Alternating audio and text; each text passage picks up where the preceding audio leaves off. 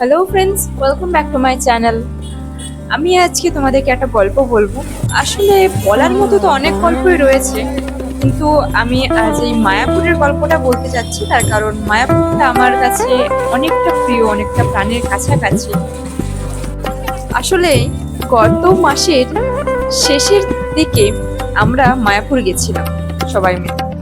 তো যেতে যেতে অনেকটা দেরি হয়ে গিয়েছিল, দুপুর হয়ে গিয়েছিল। তাই আমরা প্রথমেই গিয়ে গদা ভবনে আমাদের টোকেনটা নিয়ে নিলাম খাবার জন্য।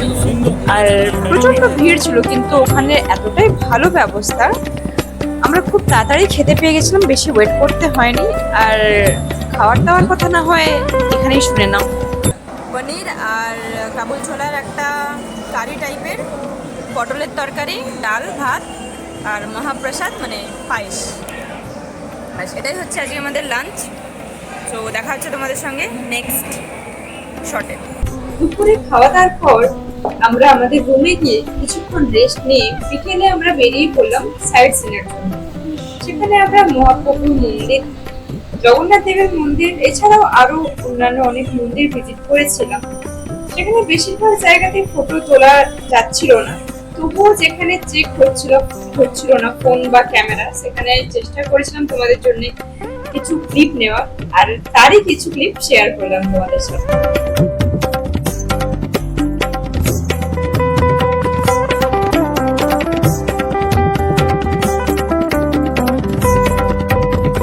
তো এখন আমরা আছি শ্যামকুণ্ডুতে। এখানে একটা বিশেষ ধরনের পুকুর রয়েছে। সেখানে আমি টাকা ফেলে উইশ চেয়েছিলাম, আর তখন দেখি পুকুরের মধ্যে অনেক বড় বড় মাছ খেলা করছে। তারপর আমরা এর ইন্টেরিয়রটা একটু দেখার চেষ্টা করলাম এবং এরপরে গেলাম মহাপ্রভুর জন্মস্থানে।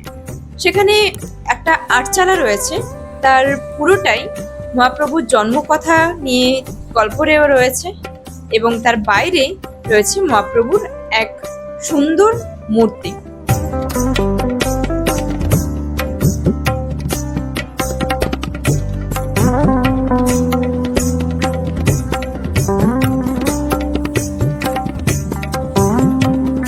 থেকে আমরা ওখানের একটা পুরনো ধ্বংসপ্রায় রাজবাড়িতে এলাম, যেখানে এখন পশুপালন চলে। সেখান থেকে আমরা এলাম জগন্নাথ দেবের মন্দিরে। প্রথমে ঢুকলাম সীমন্তিনী কুণ্ডু।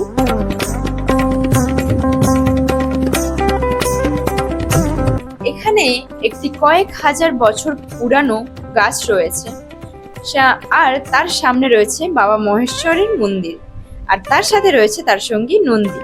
তারপর আমরা চলে গেলাম জগন্নাথ দেবের মূর্তি দর্শন করতে। ইনি হলেন শিলাদ প্রভুপাদ, যিনি মায়াপুরে ইস্কন মন্দির স্থাপন করেছিলেন।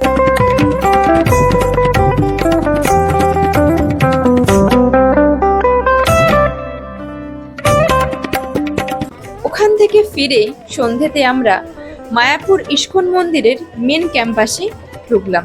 ঢুকেই দেখলাম ফরেনার ভক্তরা মহাপ্রভুর রথ নিয়ে পথ প্রদর্শন করছেন কীর্তন করতে করতে, তাই আমরাও তাদের সাথে জয়েন করলাম।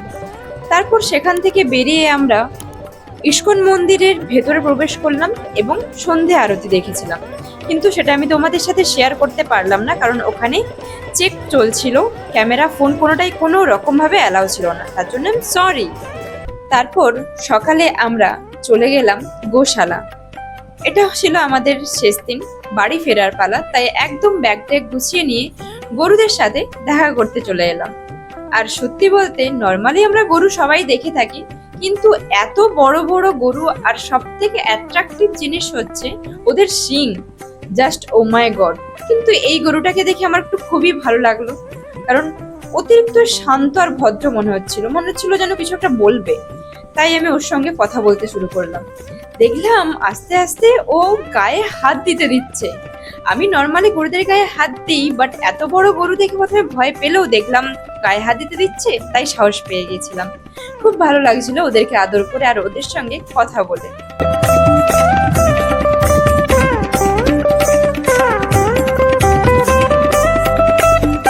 আমরা ওই দিনের জন্য মন্দিরকে বিদায় জানিয়ে ফিরে এলাম। তো যদি ভিডিওটা ভালো লেগে থাকে অবশ্যই লাইক, সাবস্ক্রাইব অ্যান্ড শেয়ার। আর নর্মালি যেটা বলে থাকি, কোন পার্টটা সব থেকে বেশি ভালো লেগেছে সেটা কিন্তু অবশ্যই কমেন্টের মাধ্যমে জানাবে। তো দেখা হচ্ছে তোমাদের সাথে নেক্সট কোনো ব্লগে। Till then take care, bye by.